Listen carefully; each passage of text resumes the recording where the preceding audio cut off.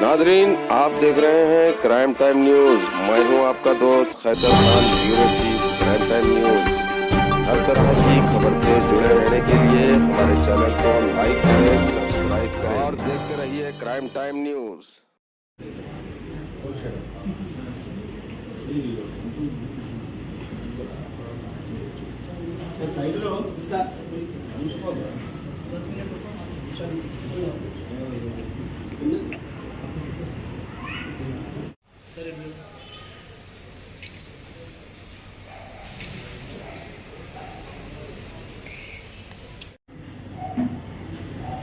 Sir ఇటు చూడండి.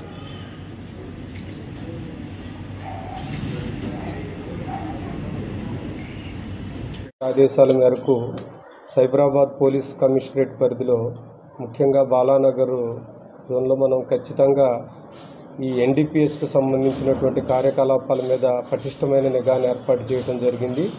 దీనిలో భాగంగా నిన్న మనకి 7 గంటల ప్రాంతంలో వచ్చినటువంటి పక్కా సమాచారంతో 7:30 గంటల ప్రాంతంలో మన Bachupally sub inspector of police Sainath అతని టీం కలిసి మన కేఆర్సీఆర్ కాలనీ దగ్గరికి వెళ్ళి పక్కా సమాచారంతో సెర్చ్ చేయడం జరిగింది.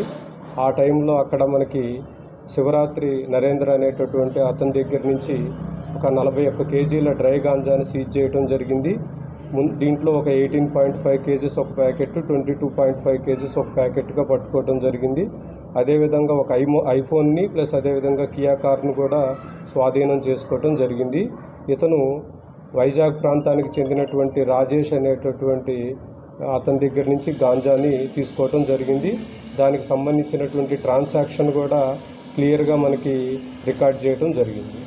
సో ముఖ్యంగా మేము ప్రజలందరికీ తెలియజేసేది ఏంటంటే, ఎవరైనా సరే నిన్న మనం కూకట్పల్లి ఏరియాలో జరిగినటువంటి ఒక MDMA సీజర్ కేసులో కూడా ముఖ్యంగా యూత్ ఎవరైతే ఈజీ మనీ కోసం అలవాటు పడి ఇట్లాంటి ప్రలోభాలకు లోనయ్యి వారి బంగారు భవిష్యత్తును పాడు చేసుకోకూడదని రిక్వెస్ట్ చేస్తున్నాము. ఈ పక్కా ఎన్ఫోర్స్మెంట్లో చాలా క్రూషియల్గా ఉన్నటువంటి ఏసీపీ కూకట్పల్లి, అదేవిధంగా SHO Bachupally plus sub inspector of police Sainath and టీంని ప్రత్యేకంగా అభినందించడం జరుగుతుంది. అంటే మొత్తం కలిపి ఒక 10 lakhs దాకా ఉంటుంది వర్త్. అంటే కియా కార్ కానీ ప్లస్ ఐఫోన్ కానీ ప్లస్ సీజ్ చేసినటువంటి డ్రై గాంజా కానీ. ఇతని మీద ఇదే ఫస్ట్ కేసు, ఇంతకుముందు కేసులు ఏం లేవు.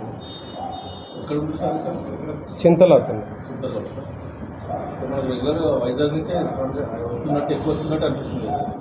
అంతే కదా, మనకి ఆల్రెడీ ఏజెన్సీ ఏరియా నుంచి వస్తుంది. ఇతను native of Jangaon district Nellutla, but residing at Chintal.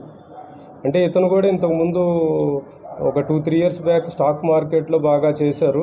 దాంట్లో లాసెస్ రావటం వల్ల ఆ లాసెస్ని మనం ఏ విధంగా రీకూప్ చేసుకోవాలనే దాంట్లో ఇతను వైజాగ్ అతను కూడా ఇతనికి ఆ స్టాక్ మార్కెట్ చేసేటప్పుడే పరిచయం ఏర్పడింది. సో ఈజీ మనీ ఎట్లా చేయాలనే దాని గురించి ఇద్దరు డిస్కషన్లోనే దీన్ని తీసుకురావడం జరిగింది. లేదండి, చేస్తాం.